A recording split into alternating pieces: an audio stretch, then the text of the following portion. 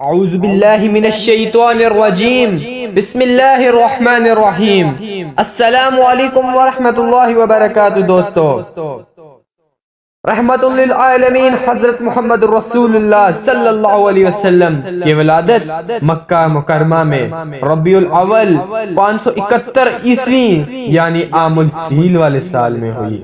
ابن سعد کی روایت ہے کہ حضور کی والدہ نے فرمایا، جب حضرت محمد صلی اللہ علیہ وسلم کی پیدائش ہوئی تو میرے جسم سے ایک نور نکلا جس سے ملک شام کے محلات روشن ہو گئے۔ جس رات آپ اس دنیا میں تشریف لائے، اس رات کعبہ میں رکھے تمام بت منہ کے بل گر پڑے اور اس طرح کے بے شمار معجزات کا ظہور ہوا جو اس بات کی علامت تھی کہ اس کائنات کا رہبر اور ہادی اس دنیا میں تشریف لا چکے ہیں۔ جب حضور کی پیدائش کی خبر آپ کے دادا عبد المطلب کو ہوئی تو آپ تشریف لائے اور پوتے کو گود میں لیا تو آنکھ بھر آئی اور محروم بیٹے عبداللہ کی یاد آ گئی۔ دراصل آپ صلی اللہ علیہ وسلم کی پیدائش سے قبل ہی آپ کے والد عبداللہ وفات پا چکے تھے۔ جناب عبد المطلب حضور کو خانہ کعبہ میں لے گئے اور اللہ سے ہر قسم کی فتنے اور شر سے محفوظ رکھنے کی دعا کی۔ جناب عبد المطلب نے آپ کا نام محمد رکھا۔ حضور اکرم صلی اللہ علیہ وسلم نے 3 دن تک اپنی والدہ بی بی آمنہ کا دودھ پیا اور پھر ابو لہب کی باندی صوبیاں نے آپ کو دودھ پلایا۔ عربوں میں رواج تھا کہ پرورش کے لیے شیر 4 بچے کو دیہات میں بھیج دیا جاتا تھا تاکہ دیہات کے صاف آب و ہوا اور قدرتی غذا کے ذریعے ان کی اچھی طرح پرورش ہو۔ دراصل اس زمانے میں بنو سعد اور بنو بکر کی عورتیں مکہ آتی تھی اور نومولود بچوں کو اپنے ساتھ پرورش کے لیے لے جایا کرتی تھی۔ لہٰذا جب بنو سعد قریش کے علاقے میں آئے تو عورتوں نے مالدار گھروں سے بچے کو گود دیا تاکہ انہیں زیادہ سے زیادہ مال و دولت اور انعام و اکرام مل سکے۔ لیکن جب ان عورتوں نے بی بی آمنہ کے لال کو دیکھا اور یہ پتہ چلا یہ بچہ یتیم ہے تو مال نہ ملنے کی امید سے آپ صلی اللہ علیہ وسلم کو کسی نے بھی گود لینے سے انکار کر دیا۔ انہی عورتوں میں دائی حلیمہ بھی تھی جو نہایت ہی غریب خاتون تھی اور ان کی اونٹنی بھی لاغر تھی۔ جب حلیمہ سعدیہ کی نظر حضور اکرم صلی اللہ علیہ وسلم پر پڑی تو محبت کا ٹھانٹی مارتا سمندر ان کے سینے میں معزن ہو گیا۔ لہٰذا بی بی حلیمہ نے آپ صلی اللہ علیہ وسلم کو گود دیا اور اپنے قبیلے کی طرف چل پڑی۔ محمد رسول اللہ صلی اللہ علیہ وسلم کے گود میں آتے ہی برکتوں کا ظہور شروع ہو گیا۔ بی بی حلیمہ کی اونٹنی جو نہایت ہی کمزور تھی اس کے تھن دودھ سے بھر گئے۔ جب قافلہ کچھ دور پہنچا تو اونٹنی خوشی خوشی سے قافلے کے آگے آگے چلی جا رہی تھی۔ اس پر قافلے والوں نے پوچھا، اے حلیمہ کیا یہ تیری ہی اونٹنی ہے یا کوئی اور ہے؟ حلیمہ سعدیہ کے شوہر حارث نے بھی یہ سب محسوس کر کے اپنی زوجہ سے کہنے لگے، حلیمہ یہ تو بہت برکت والا بچہ ہے۔ حلیمہ سعدیہ نے کہا، واقعی مجھے یہی امید ہے کہ یہ نہایت ہی بابرکت بچہ ہے اور خدا کی رحمت بن کر ہم کو ملا ہے۔ جب بی بی حلیمہ سعدیہ قافلے کے ساتھ اپنے گاؤں پہنچی تو وہاں سخت قہر پڑا ہوا تھا۔ تمام جانور کے تھن میں دودھ سوکھ چکے تھے، لیکن حضور اکرم صلی اللہ علیہ وسلم کو لے کر جب بی بی حلیمہ اپنے گھر میں تشریف لائی تو بکریوں کے تھن دودھ سے بھر گئے۔ بی بی حلیمہ خود فرماتی ہیں کہ اب روزانہ میری بکریاں چراگاہ سے واپس آئے تو ان کے تھن دودھ سے بھرے ہوتے جبکہ ہر طرف سوکھا پڑا تھا اور لوگوں کو اپنے جانوروں سے ایک قطرہ دودھ تک نہ ملتا تھا۔ لہٰذا میرے قبیلے والوں نے اپنے چراہوں سے کہا، تم لوگ بھی اپنے جانوروں کو اس جگہ چراؤ جہاں حلیمہ کی بکریاں چرتی ہیں۔ مگر یہاں چراگاہ یا جنگل کا کوئی دخل ہی نہ تھا۔ یہ تو رحمت للعالمین محمد رسول اللہ صلی اللہ علیہ وسلم کی برکت کا فیض تھا، جس کو میں اور میرے شوہر کے سوا میری قوم کا کوئی شخص نہیں سمجھ سکتا تھا۔ حضور اکرم صلی اللہ علیہ وسلم کے آنے کے بعد سے اللہ کی طرف سے بی بی حلیمہ مسلسل اضافے اور خیر و برکت کا مشاہدہ کرتی رہی۔ حضور کی ابتدائی 2 سال حلیمہ سعدیہ اور ان کے شوہر حارث کے گود میں گزرے۔ 2 سال کا عرصہ گزر جانے کے بعد نبی اکرم صلی اللہ علیہ وسلم کی نشوونما اور تندرستی کا حال دوسرے بچوں سے اتنا اچھا تھا کہ 2 سال میں ہی آپ خوب اچھے بڑے معلوم ہونے لگے تھے۔ حضور اکرم صلی اللہ علیہ وسلم اعلیٰ صفات خوبیوں کی بنا پر بچپن سے ہی باقی بچوں سے جدا دکھائی دیتے تھے۔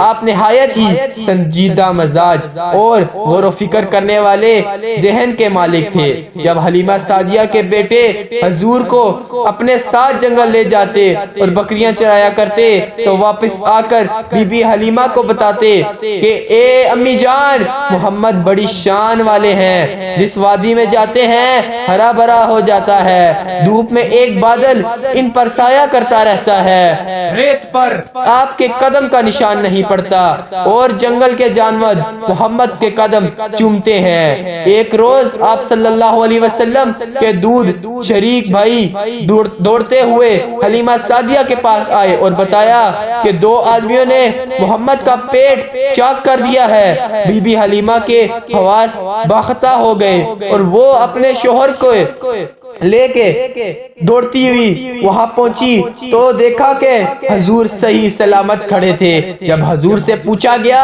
کہ آپ کو کیا ہوا، آپ صلی اللہ علیہ وسلم نے بتایا کہ سفید کپڑے والے 2 آدمی آئے تھے، انہوں نے مجھے لٹا کر میرا سینہ چاک کر دیا اور اس کے اندر سے ایک خون کا لوتھڑا نکالا، پھر اسے سونے کی ایک تشت میں رکھ کر آب زمزم سے دھویا اور پھر اسے اسی طرح اپنی جگہ رکھ کر سینہ بند کر دیا ہے۔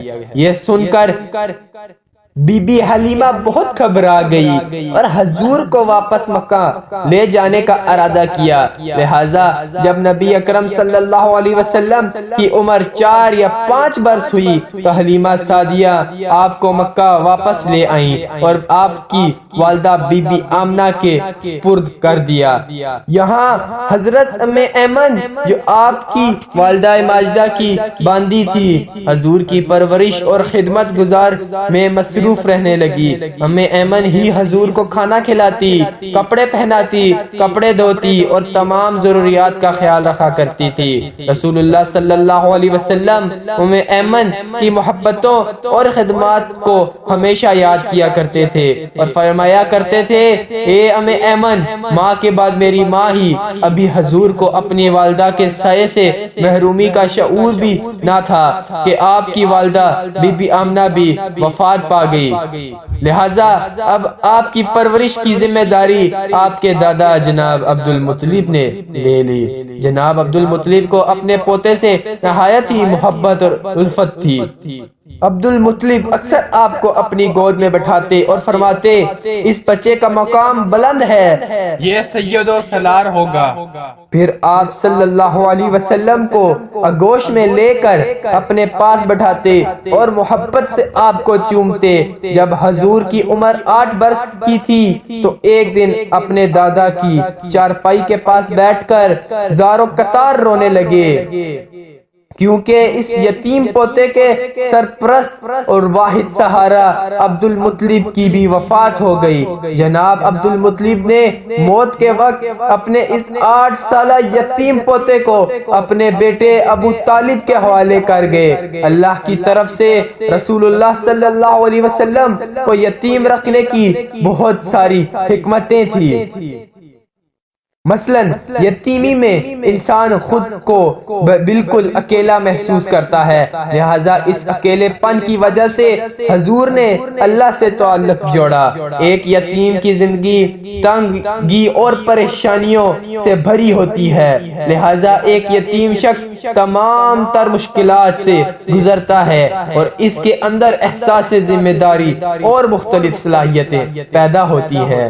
ان مشکلات اور تکلیفات کی وجہ سے ہی یتیم شخص دوسروں کے مقابلے میں زیادہ احساس اور رحم دل ہو جاتا ہے، لہٰذا محمد رسول اللہ صلی اللہ علیہ وسلم کو یتیم رکھ کر اللہ نے آپ کے اندر اس طرح کے بے شمار خصوصیات اور کمالات پیدا کر دیے۔ بہرحال اب ابو طالب کی سرپرستی میں حضور کی زندگی کا نیا دور شروع ہوا۔ 8 سال کی عمر میں جب کہ بچے دنیا کی اونچ نیچ سے بے خبر کھیل کود میں مگن ہوتے ہیں، حضور دن بھر بکریوں کی رکھوالی کرتے، جنگل میں انہیں چرانے لے جاتے، دوپہر کے کھانے میں بیر کھا کر پیٹ بھرتے اور گھر کے چھوٹے بڑے کام کاج کر کے اپنے چاچا ابو طالب کا ہاتھ بٹاتے۔ اگرچہ جناب ابو طالب نے کبھی بھتیجے اور اپنے بچوں کے درمیان میں فرق نہ کیا اور دونوں میاں بیوی نے حقیقی بیٹے کی طرح حضور کی پرورش کی۔ حضور 8-9 سال کی عمر میں ہر صبح شہر سے باہر نکل جاتے اور شام تک اکیلا صحرا میں رہتے، اکثر اوقات کھلے آسمان اور بادلوں پر نظر جمائی رکھتے اور سورج ڈھلنے سے پہلے مویشیوں کو لے کر واپس آبادی میں لوٹ آتے۔ جناب ابو طالب ایک تاجر تھے، لہٰذا محمد رسول اللہ صلی اللہ علیہ وسلم کی عمر جب 12 سال کی تھی تو آپ انہیں تجارت کے سلسلے میں اپنے ساتھ ملک شام لے گئے۔ شام کے شہر بصرہ کے نزدیک ان کا قافلہ ٹھہرا۔ روایت ہے جس جگہ ان کا کاروان نے پڑاؤ ڈالا وہاں بھیڑا نامی ایک راہب رہتا تھا۔ بھیڑا نے دیکھ کے جس درخت کے نیچے قافلہ ٹھہرا اس کی ٹہنیاں خود بخود جھک گئی ہیں۔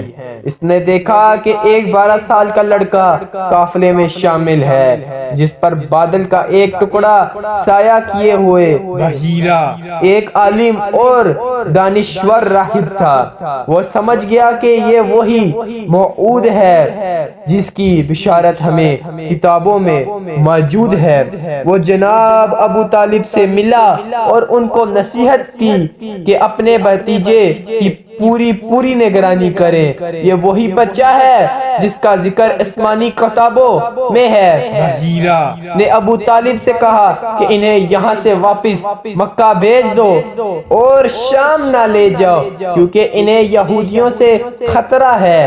لہٰذا جناب ابو طالب نے چند غلاموں امید حضور اکرم صلی اللہ علیہ وسلم کو مکہ واپس بھیج دیا۔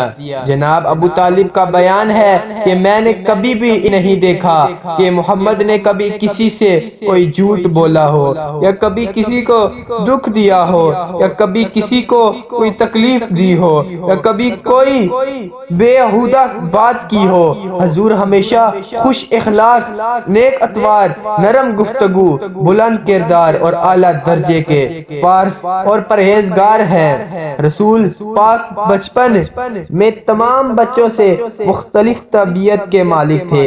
آپ میں باقی بچوں کی طرح شرارتیں اور شوخیاں نہ تھیں بلکہ آپ بچپن سے ہی اس کائنات کا نظام پر غور و فکر کیا کرتے تھے۔ حضور کی اس معاشرے اور سماج میں پرورش ہوئی اور جہاں آپ نے اپنے بچپن اور جوانی کا وقت گزارا اس میں زناکاری، فحاشی، شراب نوشی، سود، ناچ گانا اور ہر قسم کی برائیاں زوروں سے ہوتی تھی۔ اسی معاشرے میں تمام تر برائیوں سے محفوظ رہنا اور کسی معمولی سے معمولی برے عمل سے اپنی سیرت کو داغدار نہ ہونے دیا، یہ ایک غیر معمولی بات ہے۔